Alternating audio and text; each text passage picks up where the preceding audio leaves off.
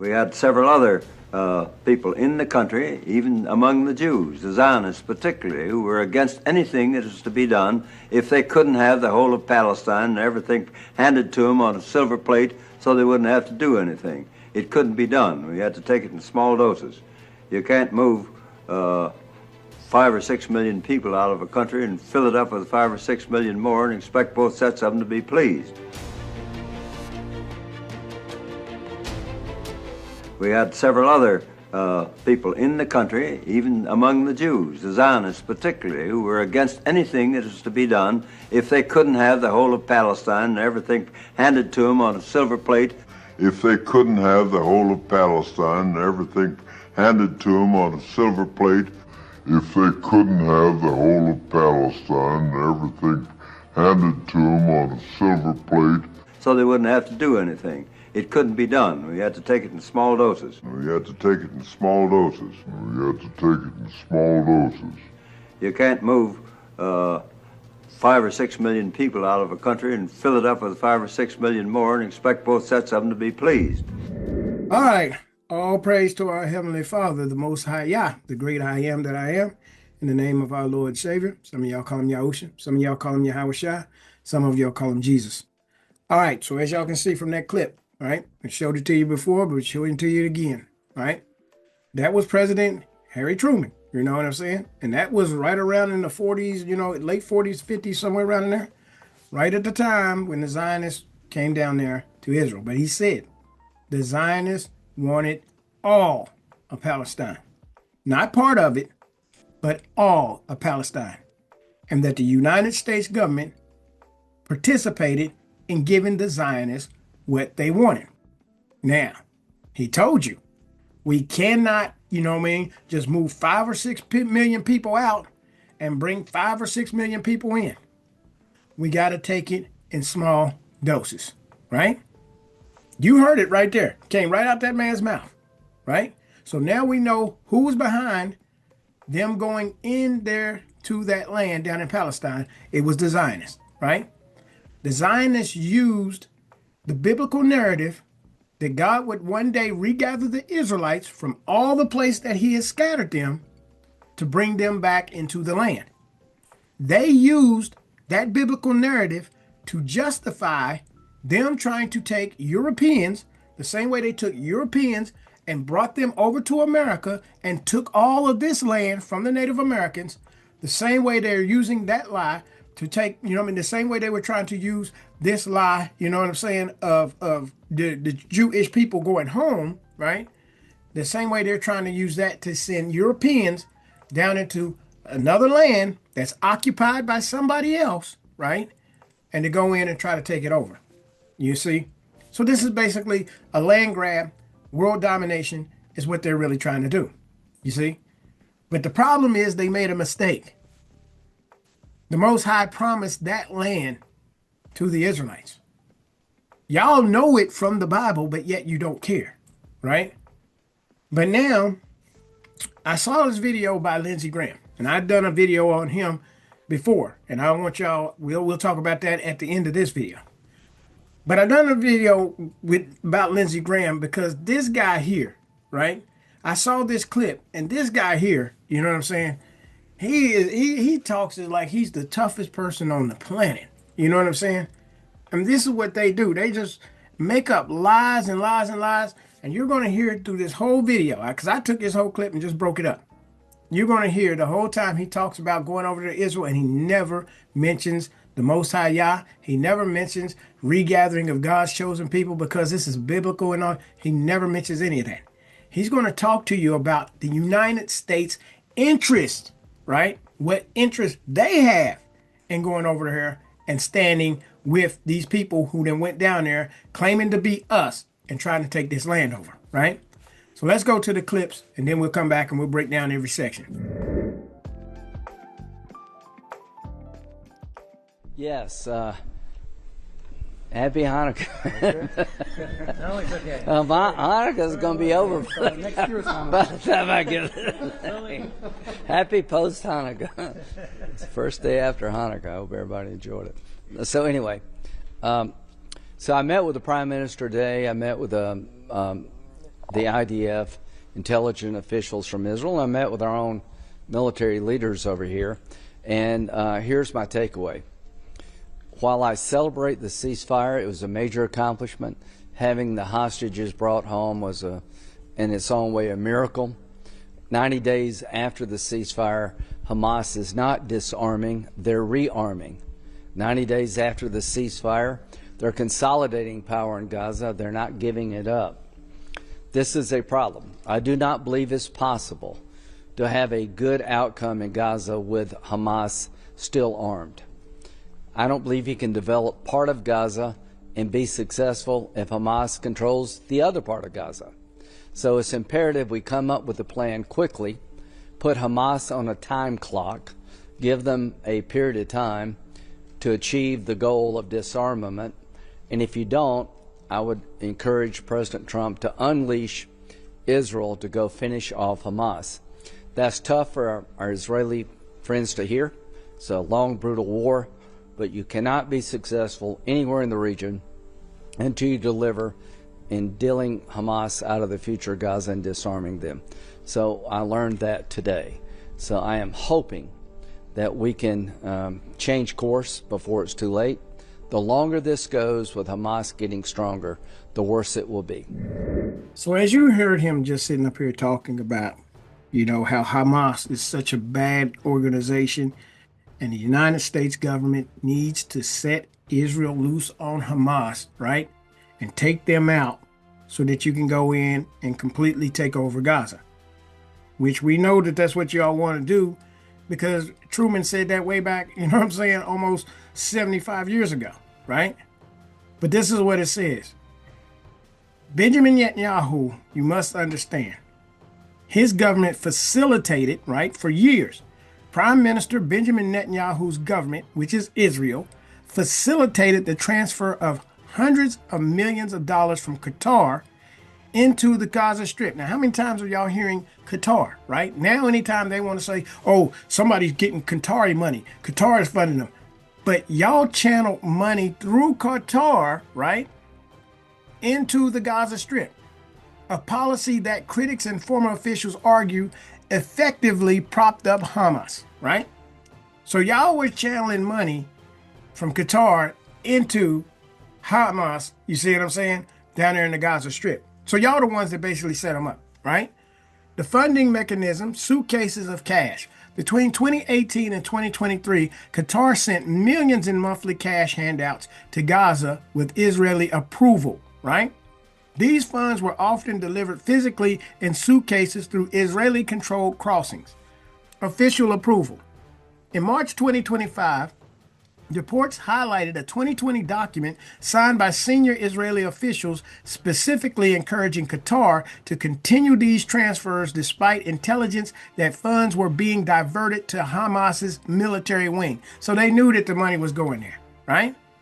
So you see, but they were using Qatar, and for those of you who don't know, Qatar is a little country, you know what I'm saying, basically off of the across from Iran. But anyway.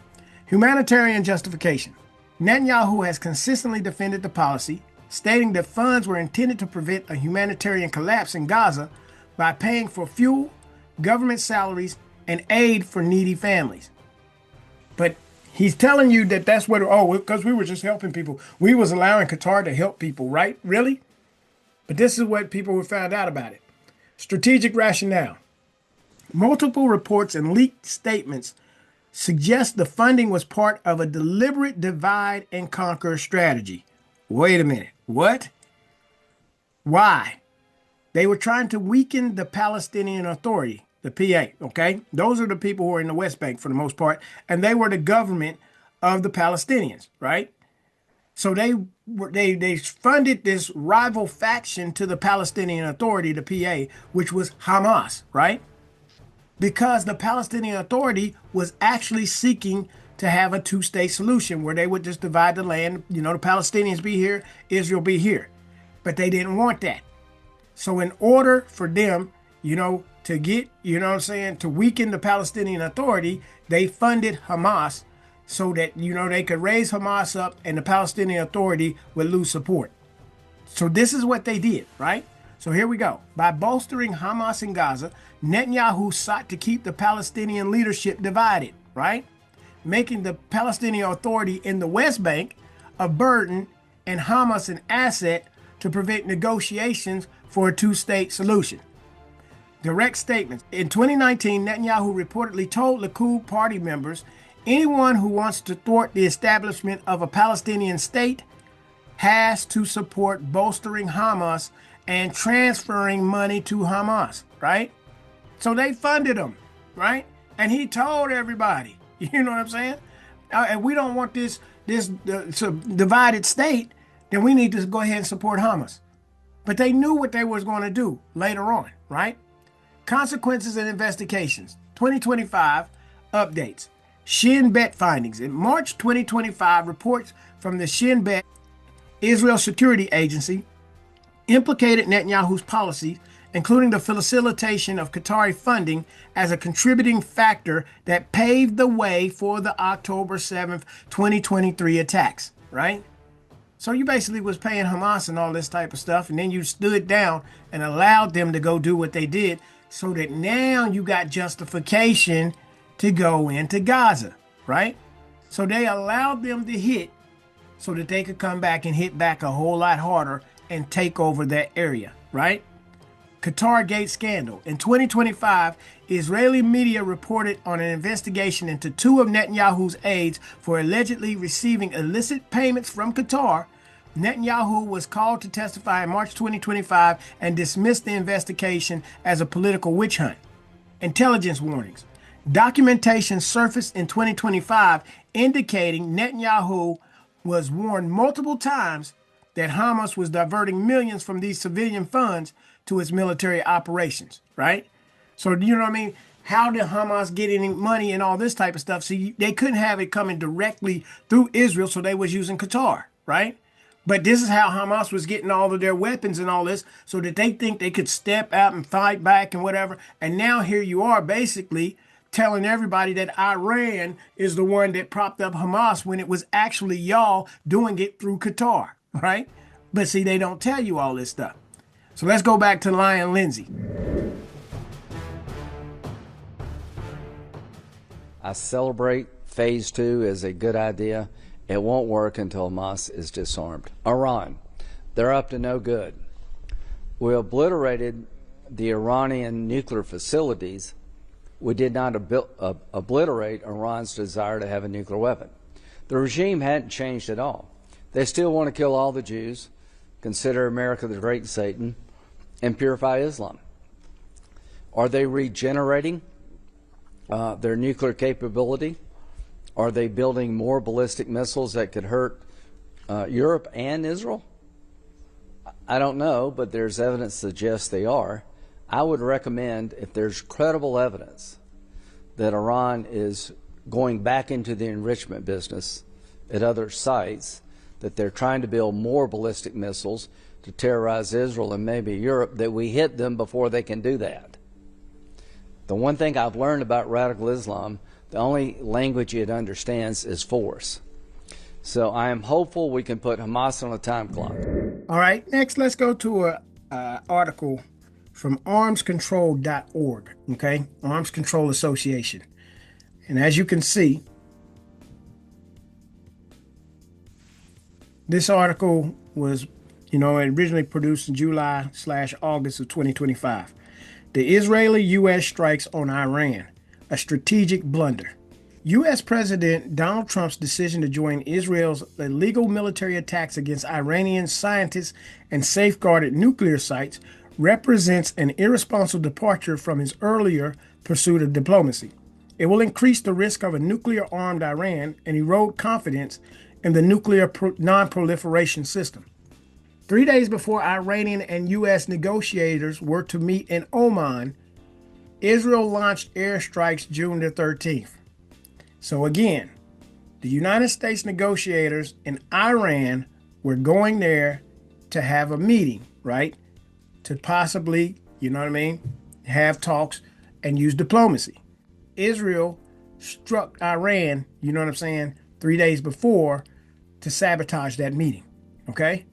The attacks were designed to sabotage the talks as much as they were intended to damage Iran's nuclear capabilities. Israeli Prime Minister Benjamin Netanyahu convinced Trump that U.S. participation was key to knocking out the most heavily fortified nuclear sites and coercing Iran to give up its nuclear program altogether. It did not. The Israeli-U.S. military campaign, including heavy U.S. bombardment of underground portions of the Natanz and Fordo uranium enrichment plants and the Isfahan uranium conversion facility June 21st, inflicted heavy damage but did not eliminate the program. Iran's nuclear knowledge, its stockpile of 400 kilograms of uranium enriched to 60% uranium-235, its centrifuge manufacturing capacity, its third underground enrichment site, and its determination to keep the nuclear program going remain. Prior to Israel's attack, there was no imminent threat posed by Iran's nuclear program, and diplomacy had not been exhausted. U.S. intelligence agencies assessed that Iran leaders had not yet decided to build a bomb, and it would take it a year or more to assemble a warhead small and light enough to be delivered on a ballistic missile. All right, so y'all see, Lion Lindsay is at it again. Oh, Iran is this big threat. Iran does not have nuclear, weapons. That's why y'all try to bomb them before they can get one. You have nuclear weapons, and Israel has nuclear weapons, right? So how are they a threat to you when you can utterly wipe them off the planet? Let y'all tell it. Now, who does have nuclear weapons? Russia, China, you see? And it's awful funny. Y'all don't go with that big talk going over there trying to hit and strike them, right? Because if you do, you know they can hit and strike back. So how is it that y'all sit here and try to convince everybody that the people who don't have a gun, it's like you move in on my block. I move in on your block. Put it that way. I move in on your block. You ain't got no gun. I got a daggone, assault rifle, right? I come in and I see you trying to go, I done came in and took over this neighbor's house, took over that neighbor's house, and then I see you gonna go in here and try to get you a gun. Oh, I hear about you down at the gun store looking at guns. Oh, I gotta prevent you from getting a assault weapon, or you're trying to take me out. You want to kill me, right? Of course they gonna try to defend themselves, right? If I'm coming in to take your block over, and I done took your neighbors and all this, guess what? You better get prepared, or else I'm coming to get you. And then I got nerve to sit up here. I'm the aggressor. I'm the intruder, but yet I want to say, oh, they're a threat to us. They want to do us harm. We're the great Satan. You are the great Satan. You're the intruder. What part of that you don't get, Lion Lindsay? Let's go back to the clip. The trend lines in Lebanon are, quite frankly, optimistic. The Lebanese government has decided to call for Hezbollah to disarm. If Hezbollah gave up their heavy weapons, that would be a godsend for Lebanon and the region. If Hezbollah refuses to give up their heavy weapons, down the road we should engage in military operations working with Lebanon, Israel, and the United States, where we fly with Israel, like we did with Iran, to take Hezbollah out. Once you take Hamas and Hezbollah off the table, two proxies of Iran, the likelihood of a Saudi-Israel deal goes up dramatically. I think Lebanon would be a good candidate to expand the Abraham Accords once Hezbollah is dealt with. So Hezbollah either voluntarily gives up their heavy weapons, or we have to come up with a military campaign to achieve that goal. Without achieving that goal, the region will never move forward. So let me get this straight.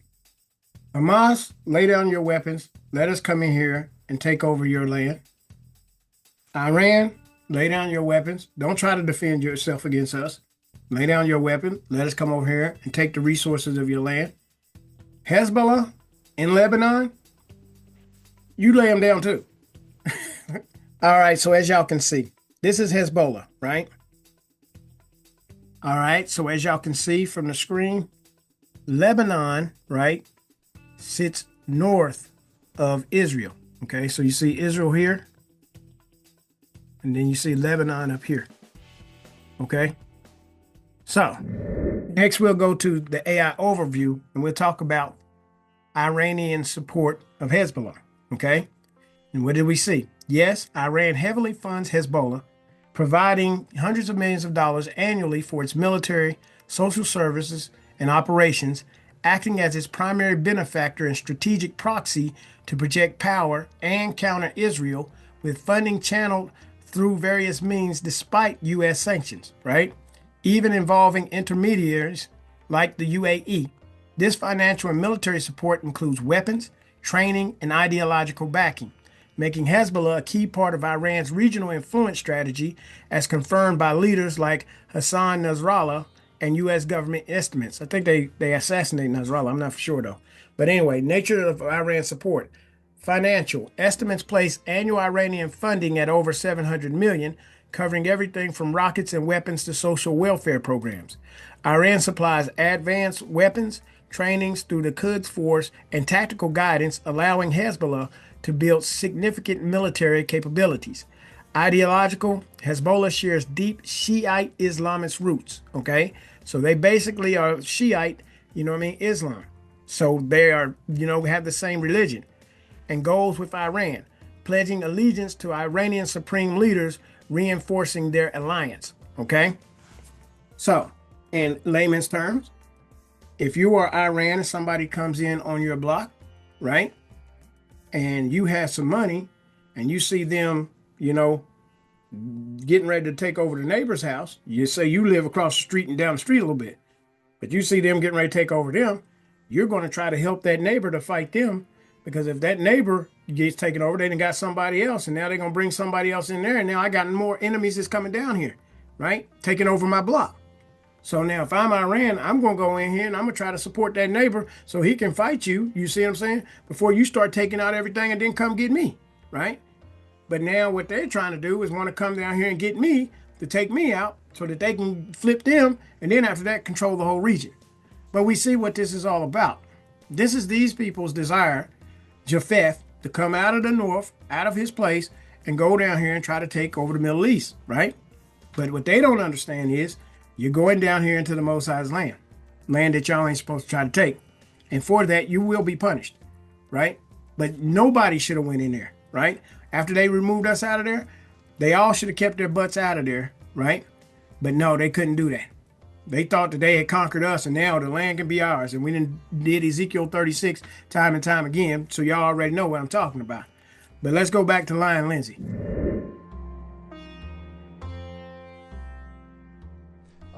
The idea that Turkey, a NATO ally, which helps in many ways, in other ways not, the idea that Turkey would be part of a stabilizing force on the board of peace would rock Israel to its core. There is no political support anywhere in Israel for having Turkey being involved in the stabilizing force. Erdogan's comments against Israel are beyond the pale.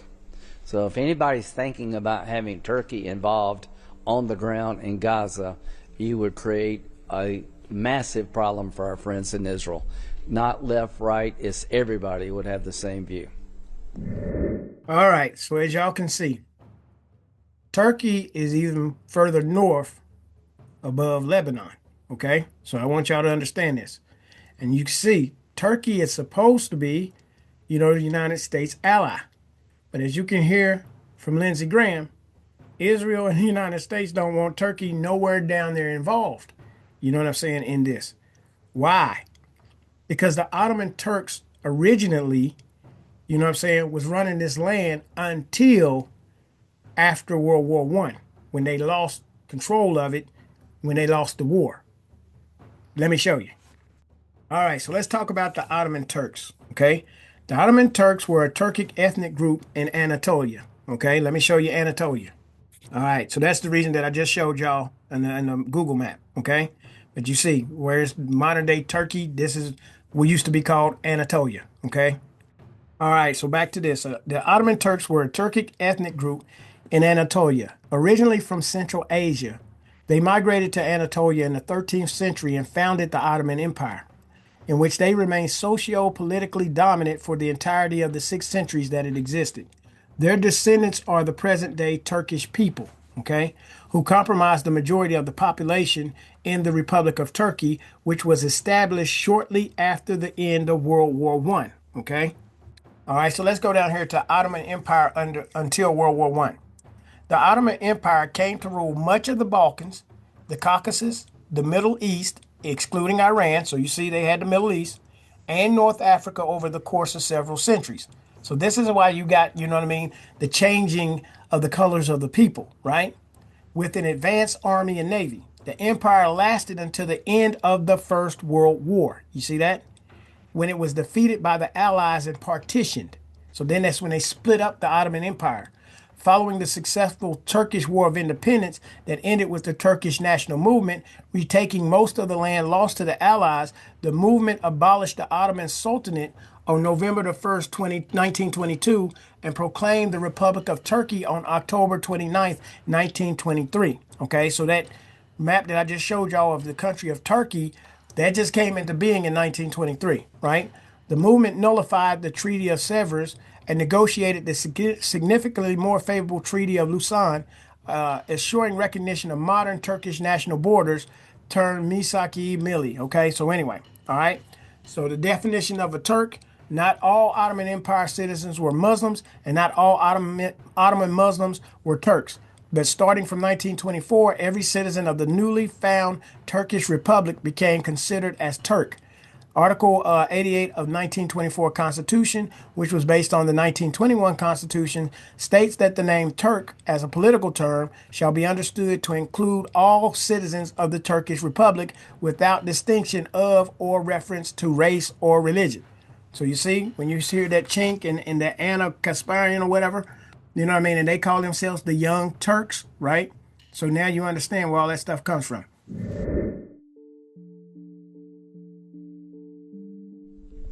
Questions? Senator Graham, for many years you've been the proponent of Israel. Yeah. What do you think Israel should be doing now to improve its international standing? I think Israel needs to be seen as wanting peace, which they've been willing to engage in. You had 7 Arab countries recognize Israel. Israel's willing to work with their Arab neighbors. They're also willing to fight the neighbors who want to kill them. Israel's not the problem. Hamas is the problem. Hezbollah's the problem. Iran's the problem. Have you seen Iran sign any peace deals with anybody? So the evidence is really clear that the Israeli people, through their government, yearn to be part of this region in a productive way. The evidence is clear that Hamas, Hezbollah, and Iran's worst nightmare is for the Arab world to recognize Israel and move forward together. October 7th was designed to stop normalization between Saudi Arabia and Israel. So anybody with a half a brain, Israel is not the impediment to peace in the Mideast. Israel is willing to live in peace with its Arab neighbors. Israel is willing to live in peace, but they will not tolerate those who want a second Holocaust. So I'm here today to tell you that Hamas is not in the peace camp. If you think Hamas is pursuing peace, you should not be allowed to drive anywhere. They're pursuing the destruction of the Jewish state. Iran is in the hands of religious Nazis. That's not the Iranian people, but it is the leadership. Hezbollah has got a lot of American blood on its hands.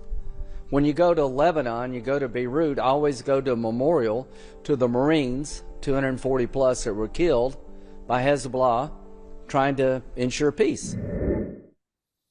So Lion Lindsay tells you that the Marines was over there to ensure peace.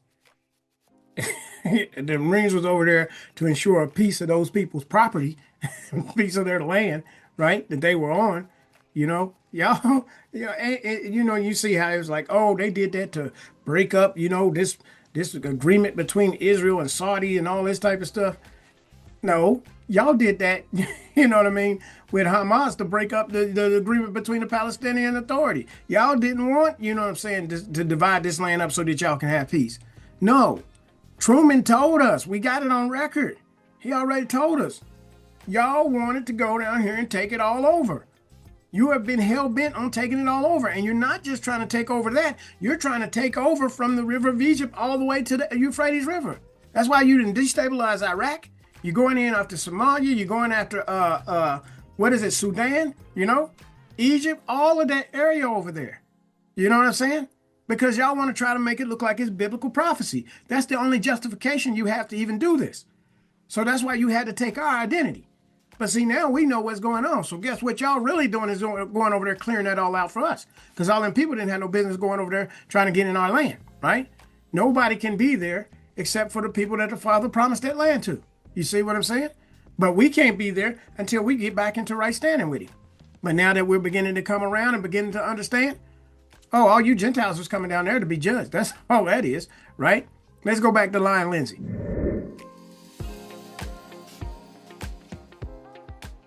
So if you want peace, deal with the people who do not. Take them out of the game. Get your head out of the sand. There will never be peace in this region until Hamas is finished off militarily and politically. The people of Gaza and the West Bank have a new future available to them only if the radical elements that have been controlling those areas are replaced.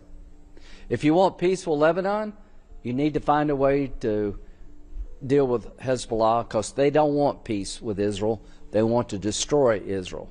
Most people in Lebanon don't want to destroy Israel. So, yep, the same way the Native Americans wanted peace when they allowed people to come over on this shore. And what did they do? Start taking everything over, right? And then tell everybody else that these Native Americans are savages. Same script, you know what I'm saying? Different playbook, same script, right? Bottom line, y'all want to go over here, you want to take over the land.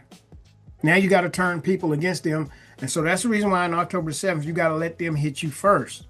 So if you hit me first, now I'm justified with a more powerful response, right? So now it makes sense why you stood down and you told these soldiers, you know what I'm saying? Anybody who, you know, I ain't even tell y'all about Hamas, how they was going over to Qatar, right? To meet, you know what I'm saying? Again, you know what I mean? Have some type of diplomacy. And Israel went over there and tried to assassinate those Hamas leaders. Why? Because Hamas is probably working with all of y'all and getting funded through Qatar, and Israel comes over there and bombs them, right? Tries to kill them, right? So that you ain't got no evidence, you know what I'm saying, that we did anything. You see, that's why you say you cannot work with these people. If you work with them, they're just going to lie. They'll sit there and then they'll betray you as soon as they can, as soon as it's in their benefit, right? So the bottom line is, when we sit here and listen to this guy, and he talking about, you know what I mean? Oh, you somebody don't want peace, then you got to take them out. Well, that's what they trying to do to you. You the one coming down there with war all on your tongue, right? So of course them people want you out of there. Why wouldn't they?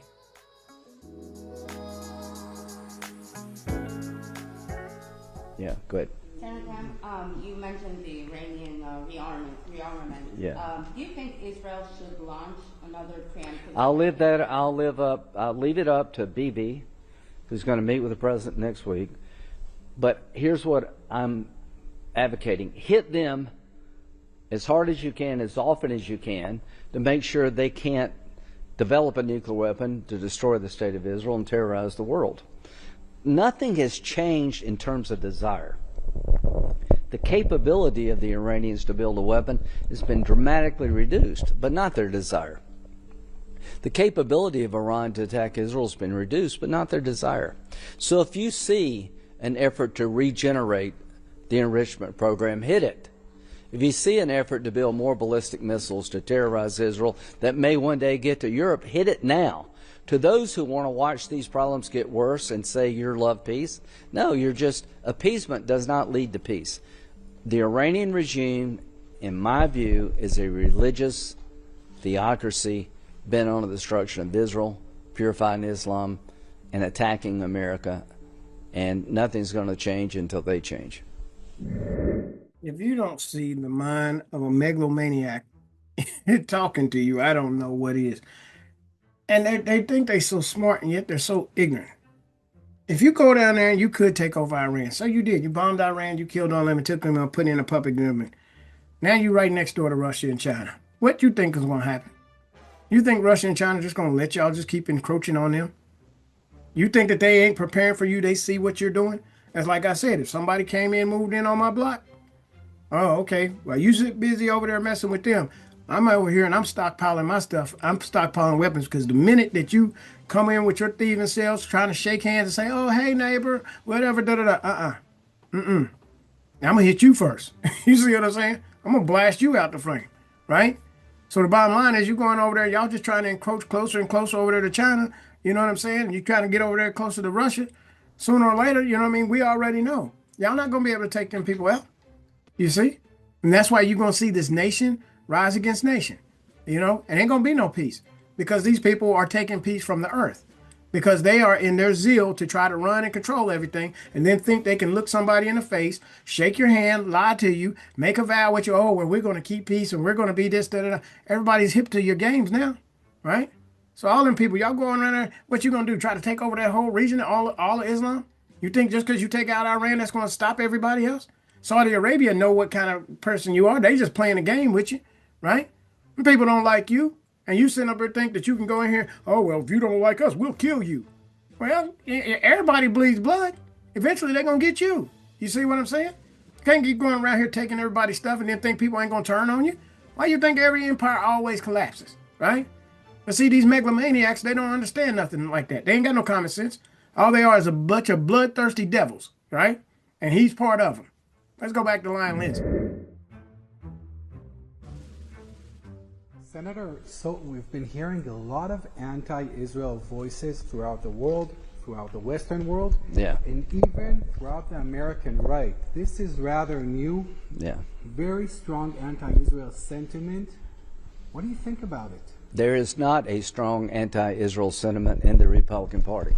They're loud people, but they don't represent the majority anywhere close. I'm from South Carolina. I'm a Republican. I can assure you that 75+% of Republicans in South Carolina cherish the relationship between the United States and Israel. Whether you're a Christian evangelical or not, Israel is a good deal for America. If the IDF, Mossad, and Shin Bet went away tomorrow, we would be blind in this region. The money we provide to Israel, we get back tenfold in terms of security. Israel is a platform, is a nation that is pro-American, that will share intelligence with us concerning our own security. Economically, Israel hits way above its weight.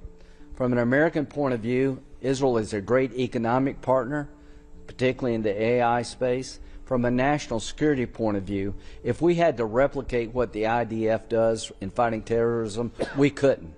The budgets would double, but we would not be able to do what Israel does because we're not from the region. So don't worry about the Republican Party abandoning Israel. We will not. We will confront those who suggest that Israel's a liability for America.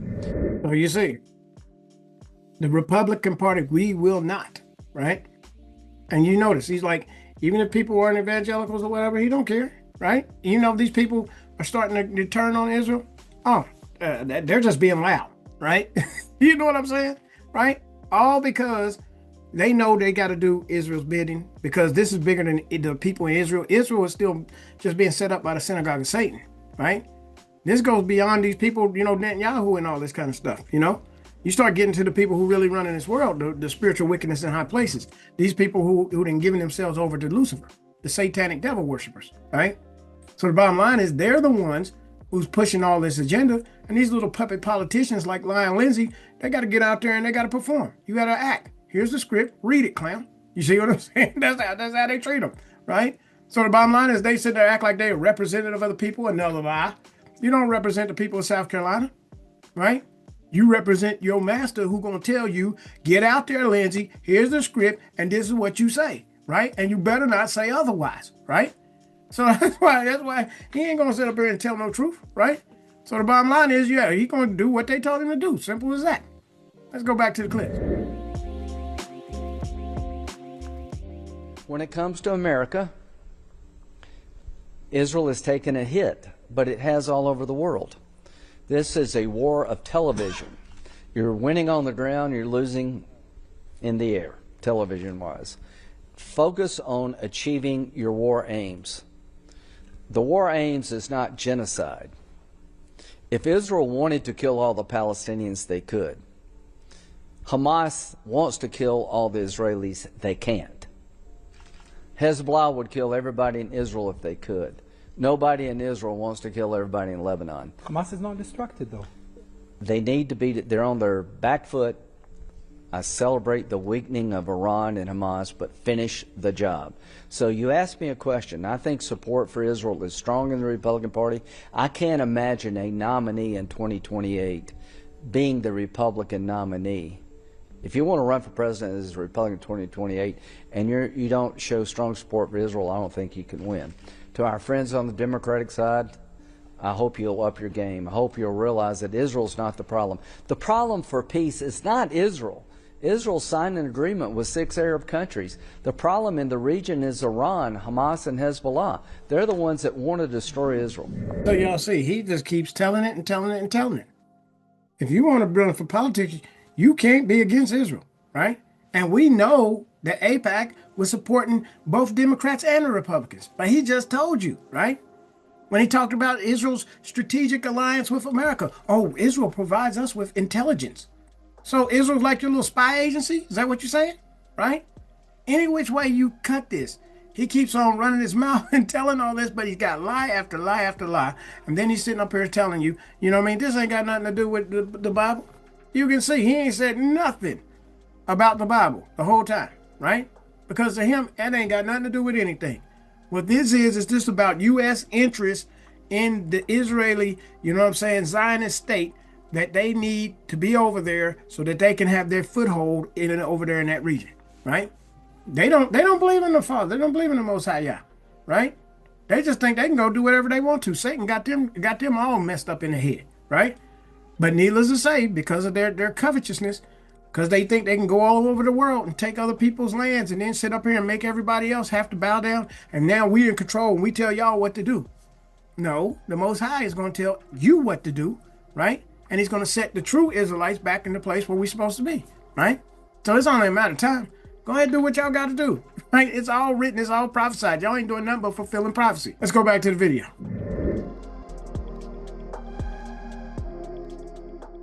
Senator Graham, there have been reports of F-35 deals between the U.S. and Qatar and Turkey. Did these come up in your meetings here in Israel?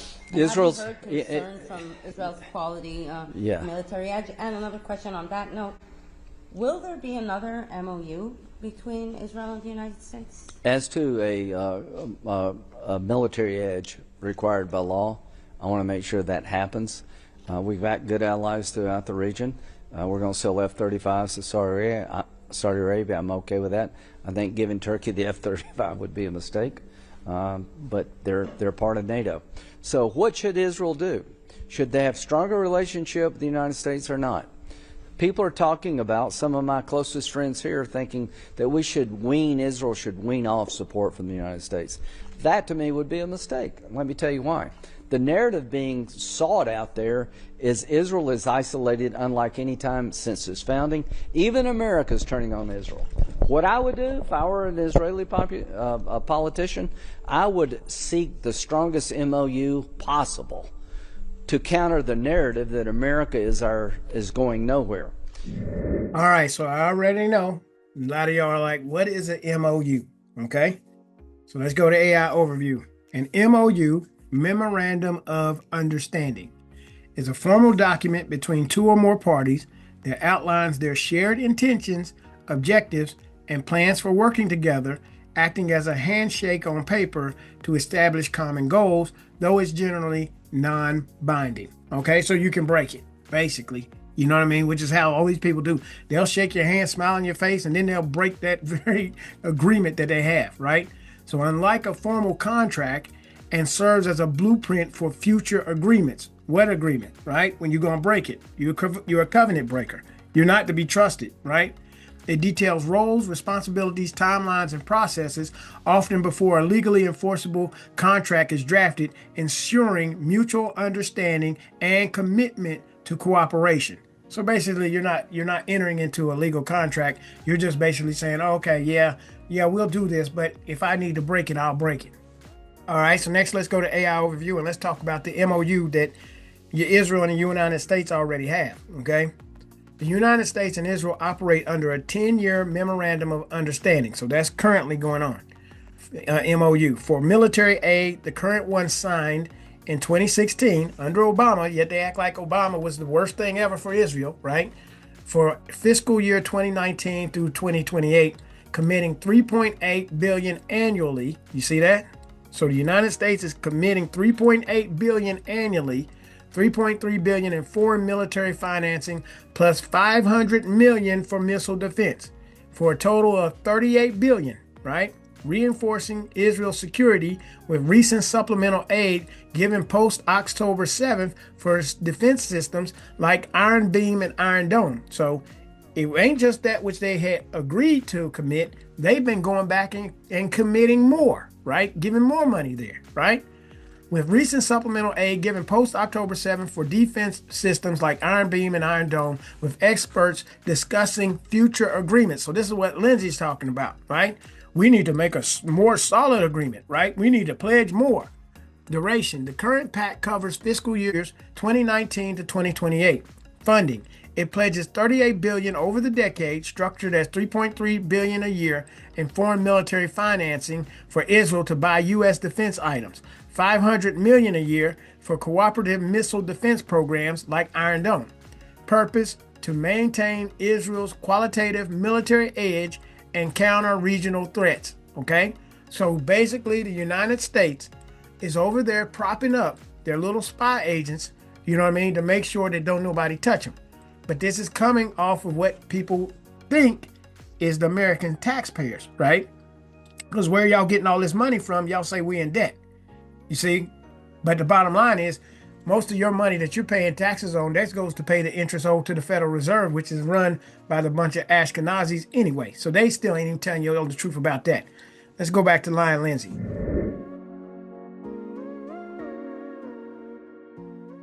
We are talking about a peace agreement, a defense agreement with Saudi Arabia. What does Saudi Arabia want before they would recognize Israel as a state, as a partner? They want a defense agreement between the United States and Saudi Arabia. Question for Israel: do you want one? Would it help you? Do you want a defense agreement between the United States and Israel? If you do, now's the time to do it. I don't want to hamper the IDF's ability to defend the Jewish state, but I think a defense agreement between the United States and Israel would put a fine point on the relationship. When Trump leaves, when Bibi leaves, no matter who's coming, we have an ironclad, legal binding relationship between the Jewish state and the United States when it comes to defense. If you want such a deal, I think it's possible, but I would act sooner rather than later. If I were Israel, I would embrace America as strong as I could, even though we're not perfect. We're an important ally. Why am I so forward-leaning? I think Israel does far more for us than anybody on the planet keeping America safe. NATO's important. We have a lot of good allies out there, but nobody is in the center of the action more than Israel, in the backyard of people who want to kill all the Americans, than Israel.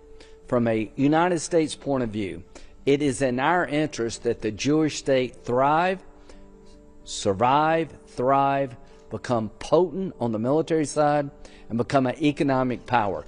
The better you do in Israel, the better America does. If you don't get that, you're missing a lot. He told it again, right? We need Israel to be a strong military foothold, right? And he's like, Israel should go ahead and get this deal with Trump, while Trump and Benjamin Netanyahu are in here. Let's go ahead and get this long-term commitment. That's why they're I've heard talking to them trying to get a 20-year MOU, right? Not 10, but a 20-year, right? Where the United States commits to Israel. Why? Y'all afraid that maybe Israel might flip and go with China, or Israel might flip and go with Russia? Is that what's going on? To the point that you're willing to go in and say, no, y'all stay with us, right? So, you know what I'm saying? These people, you can't trust none of them. You know what I mean? All of them don't. All they do is lie. All of them lie, right? But that's what happens when you're a bunch of thieves. Two thieves can't walk together because they ain't gonna ever trust each other. You know what I'm saying? You steal from him, you'll steal from me. You know, I don't trust you. I know you better than you do, right? Let's go back to the video. You're very close to Netanyahu. Did he ever tell you about October 7th, how such a debacle happened here? No, we didn't talk about that. I'm sure you'll find that out and you'll learn. We missed Pearl Harbor. You won't be the first country that missed things. The goal is to right the ship. If when all this is over, Hamas is still standing, the biggest mistake ever. Israel can't allow that to happen. When all this is over, we don't deal with Iran differently than we did before October 7th. Big mistake. Without Iran, there is no Hamas. There is no Hezbollah. There are no Houthis. So you can't rewrite history, but you can learn from it. Again, our nation let our guard down on 9/11, Pearl Harbor. What do? Well, we've created a network against terrorism. We go where they are before they get to America. And when you change that policy, you'll pay a price. Since 9/11, we've been on the offensive. Wherever radical Islam asserts itself, we go in and try to stop them there before they get here. In terms of Israel, the takeaway for me is that it was a failure, but out of that failure can come success that would make sure that the 1,200 plus who died would not have died in vain. If after October the 7th, Hamas is gone, Hezbollah is gone, Iran is weakened, you have a normal relationship with Saudi Arabia, you add to the Abraham Accords, you have a stronger relationship with the United States, then you could say that we learned the lessons of October the 7th. Thank you. For those of you who may not know, I've already done a video, about Lindsey Graham, you know what I'm saying? And when he was talking about striking Iran before, and he talked about, 9/11. And he talked about Pearl Harbor and us letting our guards down.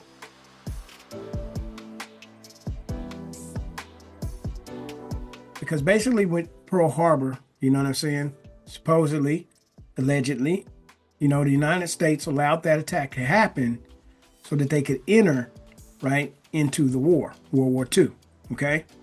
Now, as far as with 9/11, supposedly, the United States let its guards down so that, the towers would get hit, fall down, which was later used to justify the United States going over there and invading into Iraq, right? So you see, the whole thing with the whole false flag is, I need you to attack me, so I have right to go in and now go in and take over your land, right? Say, oh, you hit me first, so now I can come in here and absolutely kill you if I have to, and then take over your house, your land, and everything else you got, right? This is the mind of these people, right? So this is the same thing now when you hear October 7th. That's why he said, listen, if you let them still stand after this, you ain't gonna have no right basically to go out here and take over this stuff. So you need to go and finish the job. Don't worry about what's going on with the media. You just make sure you stay focused on finishing the job. You know what I mean? Because after that, once you take the land over, then, hey, what is there to say? You see what I'm saying? Then you can go back and build public relations, right? So all this stuff about that everybody's talking against them, trying to take over the land. Oh, well, don't worry about that. You just go over there and you hit them hard. You take it over, and that's what. And so this is the guy's mentality. But he don't understand. For every action, there is an equal and opposite reaction. First thing you learn in physics, right? So the bottom line is you can't do something and not expect to have something come back to you. The Bible definition is if you sow it, you will surely reap it, right? Y'all been sowing, death and destruction. Surely death and destruction is going to come back to you, right? Let's go ahead and close out with this. I just want to go through Daniel. We'll close out with this just so you'll understand. There is a one world government being formed. All this nation rising against nation, we all know that. But there's a one world government that's being formed in which they're trying to take over the whole world. It has to go global. So let me show you that and then we'll get out of here. All right, here we go. Daniel chapter 7, verse 19 through 28. What do we see? Then I would know the truth of the fourth beast. So this is a final kingdom that has to come before, the Son of the Most High Yah comes back to establish his kingdom. Okay. Then I would know the truth of the fourth beast, which was diverse from all the others, exceeding dreadful, whose teeth were of iron and his nails of brass, which devoured, brake in pieces, and stamped the residue with his feet. And of the 10 horns that were in his head, and of the other which came up, and before whom 3 fell, even of that horn that had eyes and a mouth that spake very great things, whose look was more stout than his fellows. I beheld, and the same horn made war with the saints, and prevailed against them, until the Ancient of Days came, and judgment was given to the saints of the Most High, and the time came that the saints possessed the kingdom. Thus he said, the fourth beast shall be the fourth kingdom upon earth, which shall be diverse from all kingdoms, and shall devour the whole earth. You see that? So this last final kingdom has to devour the whole earth, and shall tread it down and break it in pieces. So 9 times out of 10, you're going to have a one world government with different regions, right? And the 10 horns out of this kingdom are 10 kings that shall arise, and another shall rise after them. Okay, so these regions are probably going to be broke up. Then you're going to have one person that's going to come out of one of these regions, and he's going to take over 3 other regions. But anyway, and another shall rise after them, and he shall be diverse from the first, and he shall subdue 3 kings. Okay, so that's why I just told you. And he shall speak great words against the Most High. So when they start talking against the Father, we know who they are, right? That's why you got to learn to listen to the words that are coming out of people's mouths, right? When they speak great words against the Most High, you already know who they are. And shall wear out the saints of the Most High, and think to change times and laws, and they shall be given into his hand until a time and times and dividing of time. But the judgment shall sit, and they shall take away his dominion, to consume and to destroy it unto the end. And the kingdom and dominion, and the greatness of the kingdom under the whole heaven, shall be given to the people of the saints of the Most High, right? So we win in the end, right? Whose kingdom is an everlasting kingdom, right? So we get up and we live forever. And all dominions shall serve and obey him, right? And that's going to be the Most High Yah's son when he first bring him back. And then after 1,000 years, Yahushua has got to give the kingdom back over to the Most High, because he's coming down here to dwell, you know what I'm saying, on the earth, right? So verse 28, hitherto is the end of the matter. As for me, Daniel, my cogitations much troubled me, and my countenance changed in me, but I kept the matter in my heart.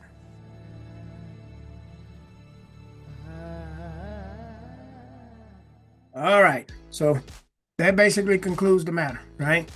So you understand these politicians are lying. They work for the synagogue of Satan. They're a bunch of puppets, right? But everything that they're going to do, they have to do, right? The Most High has put it in their heart to fulfill his will. So you see, when you don't get troubled by nothing that may come upon this earth, right? As of this recording, y'all remember I told you just a while back, and I originally did a video in like 2015, 2016. For the price of silver, 1 ounce of silver was $15 when I did that video 10 years ago. I originally did another video, I think the other day, and it was up to about 40, maybe about 2 months ago. So in about 9 years, it went from 15 to about 40 some dollars. Since I done that last video, probably 2 to 3 months ago, the price of silver now has jumped from $40 to $70 an ounce as of this morning, right? So that's a $30 difference. So what does that tell you? The dollar bill is collapsing its value the same way it used to take you 15 of those $1 bills to get one of these. Now it takes you 70 as of today. This is what I'm trying to tell y'all. You see what I'm saying? Prepare as best as you know how. Pray, ask the Father, fill you with the Holy Spirit, prepare. Don't expect things to get better. Don't listen to these politicians, right? But you got to be prepared and get used to being content with such things as you have, right? And prepare for hard times, right? But know in the end, we win, okay? So y'all make sure y'all pray and y'all ask the Father, you know what I mean, to lead you, guide you, protect you, to keep you, to bless you, to fill you with his Holy Spirit. In the name of our Lord and Savior, Yahushua, Yahushua. Some of y'all say Jesus. Thank y'all for watching. Okay, Judah, take us out of here. Shalom.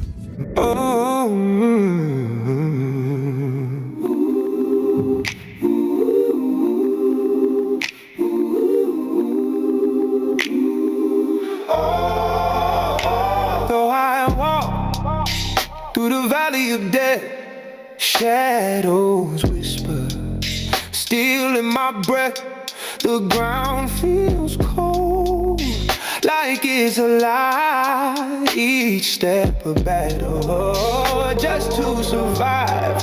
Though I walk alone, through the dark, through the storm, but I'm not afraid. No, I'm not afraid. No, I'm not afraid. A light inside, it's my barricade.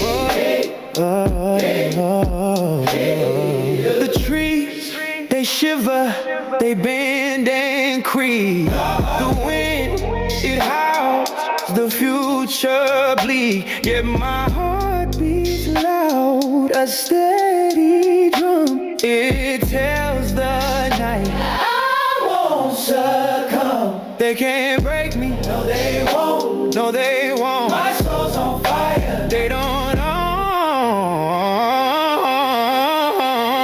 Though I walk alone through the dark, through the storm, but I'm not afraid. No, I'm not afraid.